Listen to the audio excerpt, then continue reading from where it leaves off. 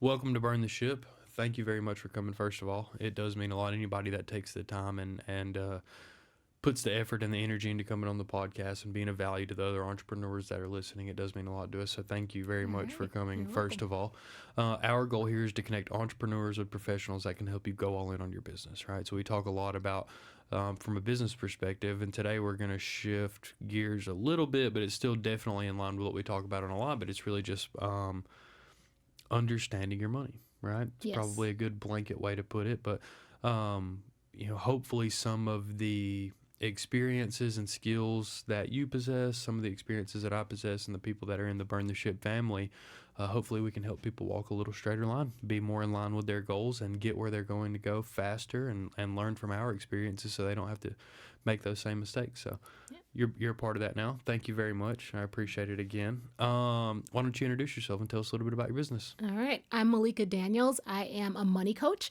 and my business is called Women Who Money Plan. And I help women to build a solid financial foundation through one on one coaching.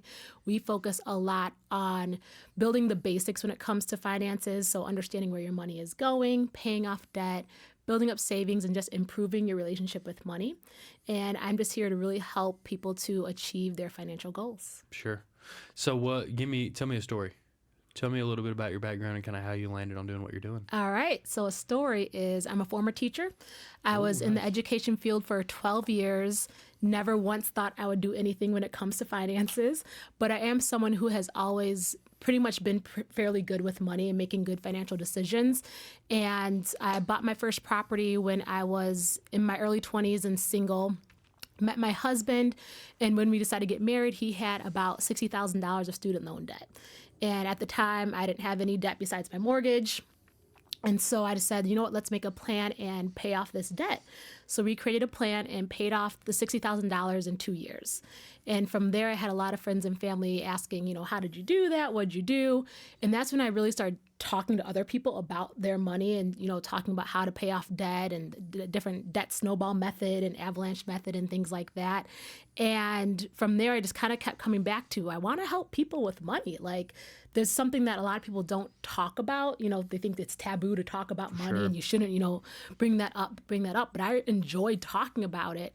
And a few years later, I started learning more and more about different options out there. And I fell into the money coaching realm because I feel like that's where the most support was needed. I thought about becoming a financial advisor. And I realized that a lot of times when you're a financial advisor and you're helping people with their investments, you're helping people that are already pretty good with their money and they're just trying to grow that money. Sure. But I felt like there's a lot of people that are making good money and just not sure what steps to take in order to improve their financial situation. And that's really what I felt passionate about doing, is helping the people that are kind of middle income or just starting to make good money and not sure how to reach their financial goals and get to the step where they even start investing or learning more about the importance of investing and things like that. So that's kind of where Sure. I went. Yeah. What are some highlights? So if you had to give a little blanket advice to some of the people that are listening, some Yeah. of the problems that you help people solve, or some of the situations and experiences that you've run into with working with your clients, what are some of the high level things to expect to be addressed with working with you? Yeah. So I've definitely, some of the highlights are paying off debt. I love it when my clients come in and they're struggling with debt. A lot of times it's credit card debt. It might be personal loans. Sometimes people fall into this trap of getting credit cards, running them up, and then taking out a personal loan, trying to cover that credit card debt or do a debt consolidation. And they just felt like they're stuck in this debt cycle.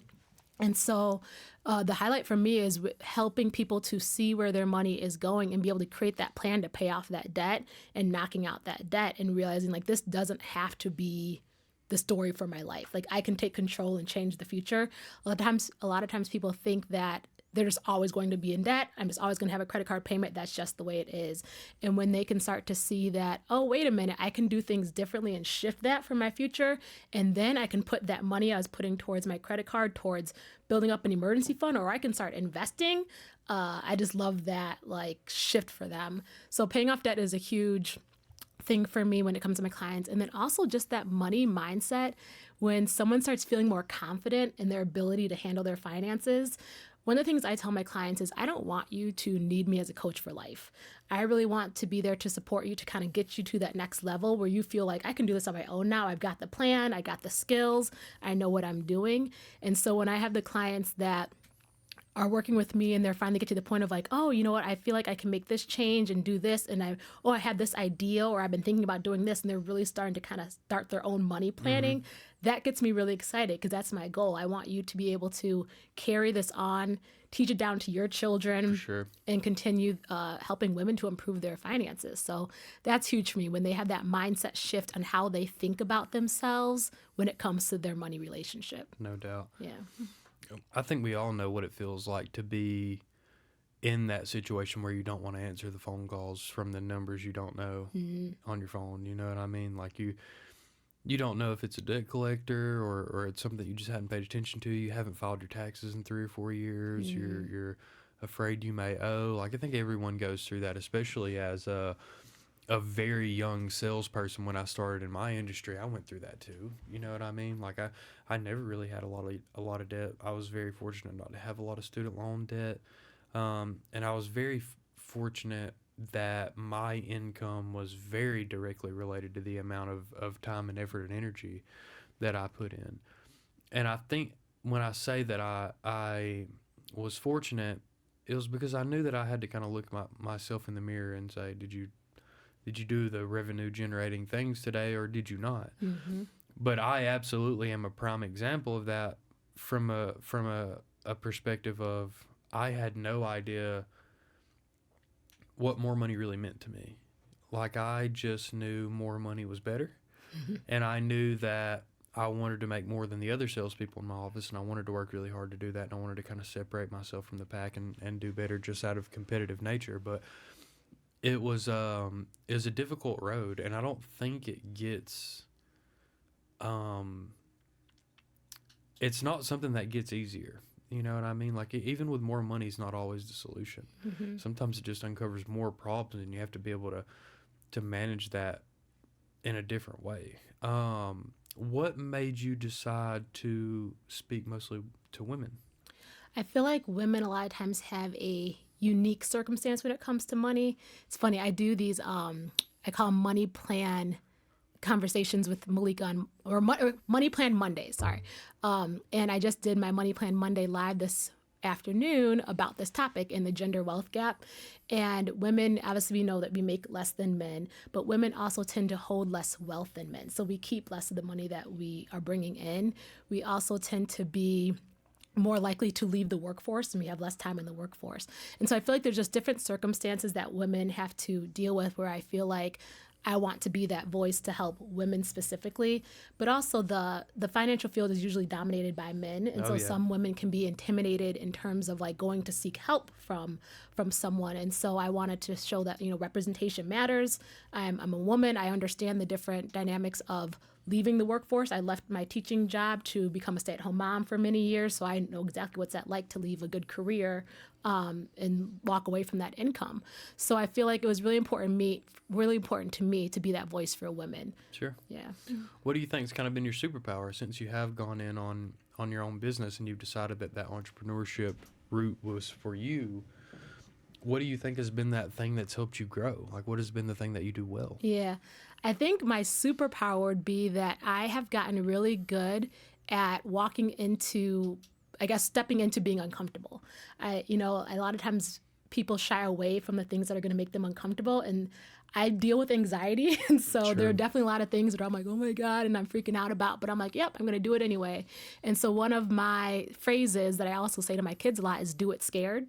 And so there are things that might intimidate me a little bit, but my superpower is doing it anyway. And I've learned that that is where all of my growth comes. If I can push through any of those fears that I'm having, something that's making me uncomfortable that I'm like, I don't know what I'm doing, and I just kind of go for it and, try my best and figure it out as I go.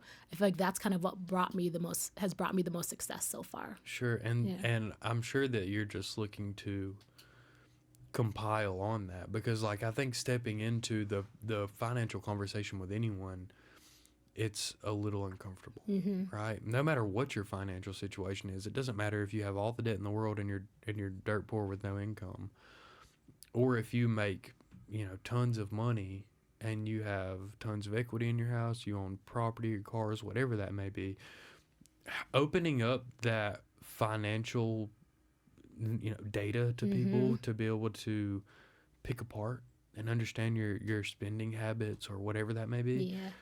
It's an uncomfortable thing. And it's probably not the most comfortable thing in the world for you, right? Just having to be able to build that relationship with people and build that trust and rapport and Yeah. show people that you have enough understanding of money in general to be an asset to them is an uncomfortable thing. Yeah, I feel like what's interesting is whenever I have a new consultation call with a prospective client, they're always really nervous in the Yeah, beginning, like, sure. oh my gosh, like they're scared I might be judging them or looking at them some kind of a way based on whatever their different financial history is. But literally by the end of every single call, whether they become a client or not, they're like, oh, I feel a little bit better now. Like that wasn't that bad. That Right. that this actually felt kind of good. Like there's hope for It me. makes you feel like you're not sinking. Yeah, they feel like they're coming out realizing like, oh, okay, like there's a possibility for this. This can change. I have some control, and there's someone that can help me, and there's a path. And so I do love that feeling of like people start off. It's uncomfortable, but then once we start to talk, and they understand like I'm not going to judge you by any means whatsoever. I'm really just here to support, help guide, offer resources where I can, and it kind of helps let people let that guard down. And that feels really good because I just want people to know that you don't have to figure this out alone, that there are people that really do just want to help and support you because it feels good for me to help other people. For sure. Yeah. Yeah. And then I'm sure that people kind of pass that on. Like my industry is kind of the same way. You run into problems with the credit card processor, you seek out another solution, you find us, you like us, you tell your friends about it. What better conversation to have with people than, I don't know where you are financially, but I know someone that can help you put a really good barometer on what you're doing well and what you're doing poorly, just so you know that there are other options for you in this world of finances, right? Like you don't have to just navigate this alone. You don't have to just Yeah. sail into the dark. Like what better referral is there than that? But hey, someone can give you a little bit of guidance here, and it made me feel a lot better about it. It probably makes people a lot more comfortable discussing their own debt. It makes people more comfortable discussing their goals with people, Yeah. right? It Yeah. really frees people up mentally, I would Yeah. imagine. Definitely. I also have a Facebook group of women, just again, to have a safe space to talk about money and let go of that mantra of like, you're not supposed to talk about finances. And I just love seeing when they're, posting their wins or their struggles of what's going Sure. on, and because other people will comment, oh yeah, I went through that and this happened. And I feel like those are the conversations that need to happen for people to really see growth and change, because when we're all just like hiding and trying to figure out ourselves and not want to share anything, like we're not going to improve. But if you can be like, hey, this is what I did to fix the situation, and someone else can do that and pass it along, we're all going to grow and we're all going to be able to improve our situation. So I think it's so important to just kind of let down those walls when it comes to finances and say, hey, let's figure this out together. Yeah. Like, I've learned something. What have you learned? And go from there. What have been those obstacles for you that you've kind of had to overcome since putting that business owner hat on? Like, what's been most difficult for you? What's been most difficult? Probably the stepping outside of getting into like the sales portion of it. Like I've never thought of myself as a sales woman. So as a teacher, that's not something I ever had to, Sure. to do. Asking So, people for money is a different yes, thing. that has been really harder for me to overcome. But I had a life coach, and one of the things that she talked about is just you're here to be of service to people, and like so all you're doing is showing people like this is how I can be of service to you. If you'd like the service, great. If not, completely understand. And so I feel like when I think about it in that way, like I'm just someone that is offering a service. It makes me feel a little bit more comfortable, but it is something that makes me uncomfortable to have to like ask for the sale or bring up the finance. So do people pay you a flat fee? Yeah, so I have a flat fee for coaching. Right now, my coaching program is a 4-month program. The first month we meet every single week, and then from there it's every other week. The first month is the most intense. Sure. That's when we're really kind of diving into the numbers. We're looking at your net worth. We're looking at your income, your expenses. all the debt, all the, all those kind of things, and then figuring out the plan from there on what your goals are and how we're going to achieve those goals. And then And just then staying accountable to exactly, holding yourself to that exactly. same Yep. standard. And it's really helpful to have that coach to help hold yourself It's like your accountable. financial workout partner. Yeah, I mean, a lot of times I think of it's so similar to like weight loss or like nutrition and things like that, where you might know the things you're supposed to do. Like, okay, I know I'm supposed to eat healthy and I know I'm supposed to work out, but then like making yourself do it is hard. But if you have somebody else like, hey, did you do this? How's this going? You want to try a little bit harder sometimes to like, because someone's going to be asking you about it, right? And so I feel like with my clients, I see them like they second guess things sometimes and be like, okay, I was thinking about making this purchase, but I thought about, man, what would Malika say? And then I didn't do it. And so instead I did this. I'm like, well, how do you feel about that? And they're like, man, I'm so proud that I did this. And so it might be me that comes to mind in that moment, but that also gives them the second to pause and kind of rethink things for themselves, Sure. because I want them to get to the point where it's not just they're not doing it because of what I'm going to say. It's because they've realized like that's not the best habit for them to have in No general, doubt. Yeah, it's I think coaching in general, no matter what the avenue is, a big part of it is getting people to buy in a way that makes them want to hold themselves to those same standards, right? Yeah. That's like a little bit of the art of it. You know what I mean? It's getting people motivated enough. Like I almost want it to be your idea, not my idea. Right. You know what I Yeah. mean? Like I want it to be something that's important to you. So we figure out how to go through the process of making that easier for you rather than, I want it for you and I have to convince you to want it for yourself. Yes. Right. It's You really have to cool want that it you for kind of yourself. get into Yeah. that conversation with people, right, where either it's something that's top of mind right now and they're like, I have to address this, or it's something they've been constantly pushing to the back of their mind for days or weeks or months or years, probably for most people.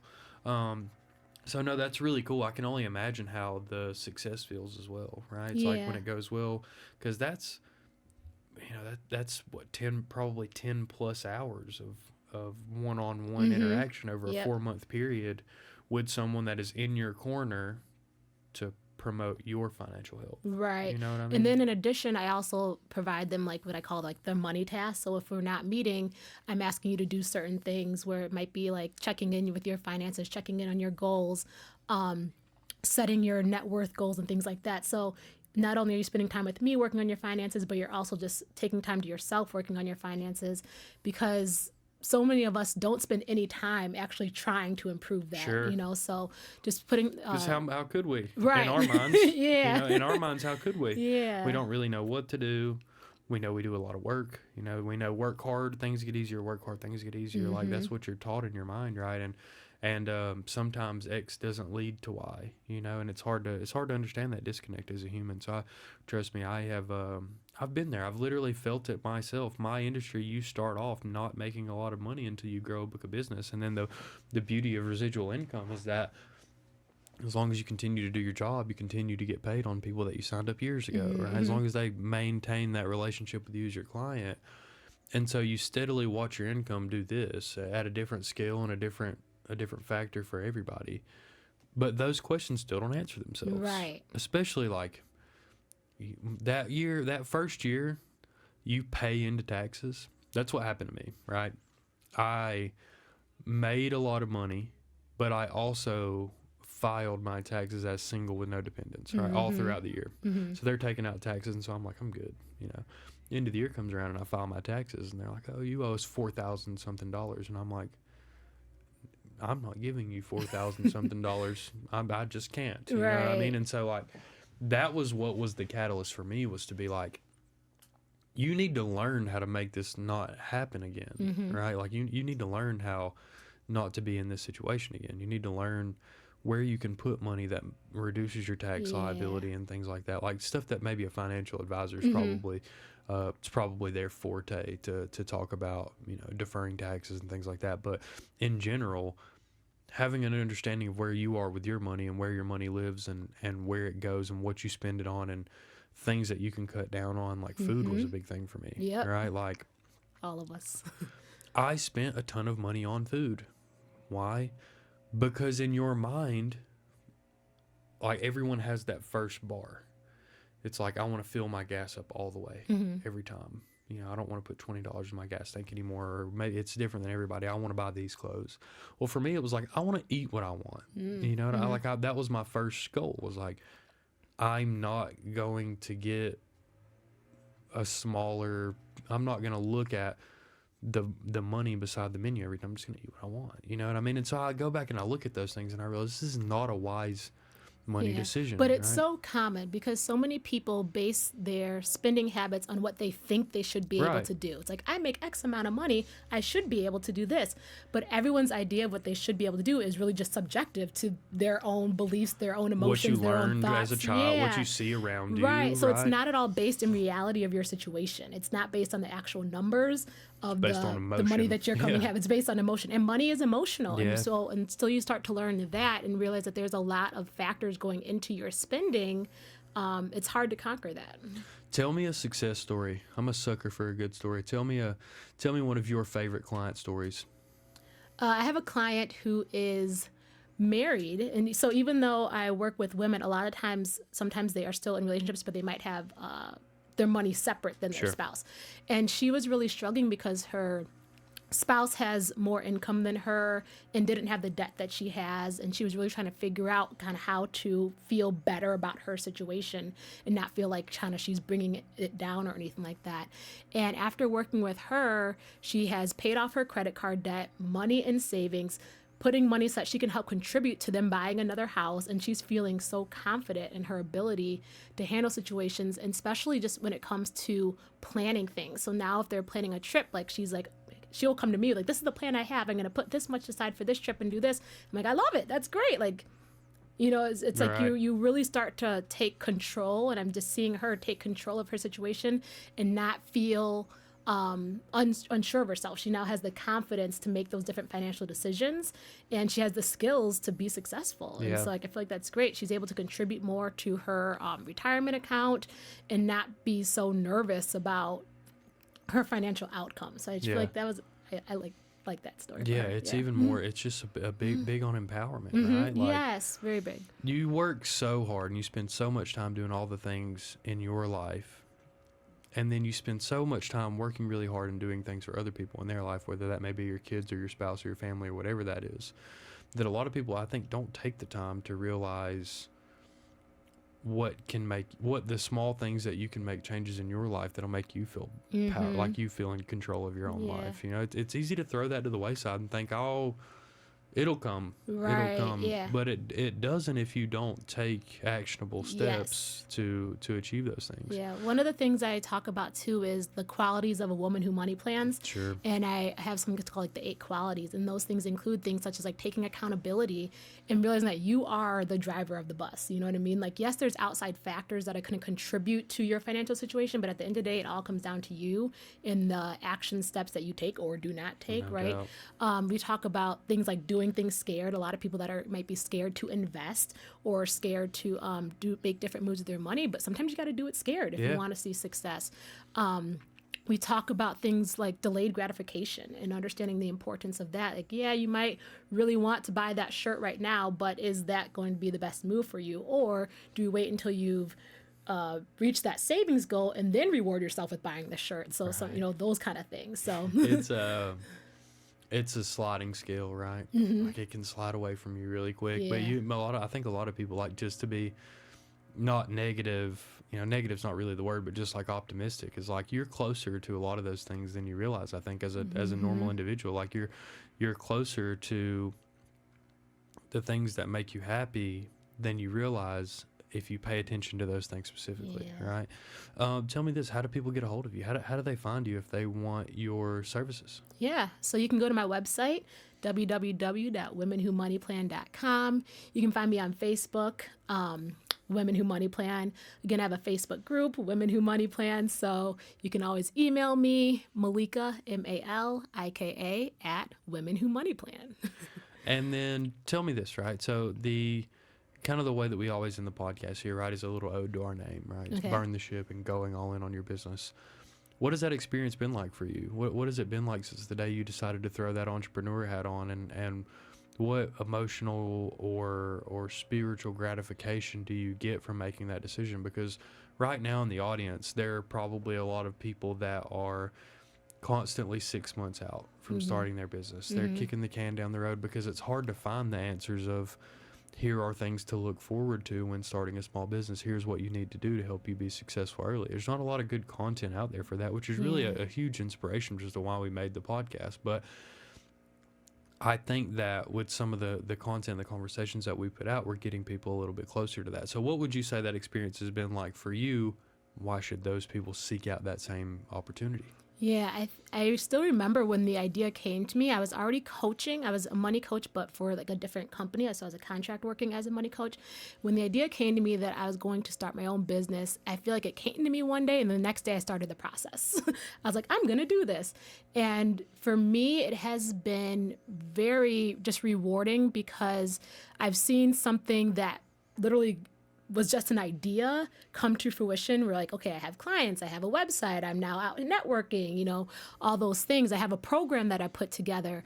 And just to see that I've been able to do this on my own, from scratch, from just an idea that popped in my head one day, to see it through, it just makes me extremely proud of myself that I was able to see it through and get it to where it's at. And I'm still newer in business, so it's like my 1 year anniversary. I think I saw on Facebook today, actually, Wow. that I had posted that I was going to do this venture. So 1 year in, I'm just so excited because I feel like, man, if I've made this much progress in 1 year, and I'm just in awe of like, where am I going to be next year? Because I've learned so much in that 1 year. So I just know that another year from now, tacked on to the amount of growth that I've already had, it's going to be great. So No doubt. there's definitely a lot of struggles. It's not as, I guess, quote unquote, easy as I was hoping it was going to be, but I have no regrets, and I feel so proud of where I'm at so far in Sure. my journey. Yeah. Well, my organization and everyone here is here to help you. All right. All right, we're here to help everyone else in the audience that experiences those same things. Like I said, you don't have to convince yourself that that what you're going through is abnormal, right? You don't have to convince yourself that you're doing something wrong because you're not seeing the results that you thought you would see. It's a journey for everyone. It is different for everyone. Your expectations are different for everyone. But when you find that congregation of people that are willing to help you push the ball forward, things get easier. And it seems like you're helping people do that even from a personal perspective, which is something that I know very little about, right? So it's really cool. I look forward to trying to find some people in our network to connect you with and just staying in touch in general. Maybe we'll do this again in a year and tell a whole different story. Yes, So, I would love that. cool. Well, thank you for coming again. I do appreciate it. All right, thank you. Thank Cool. you for having me. All right, burn the ship.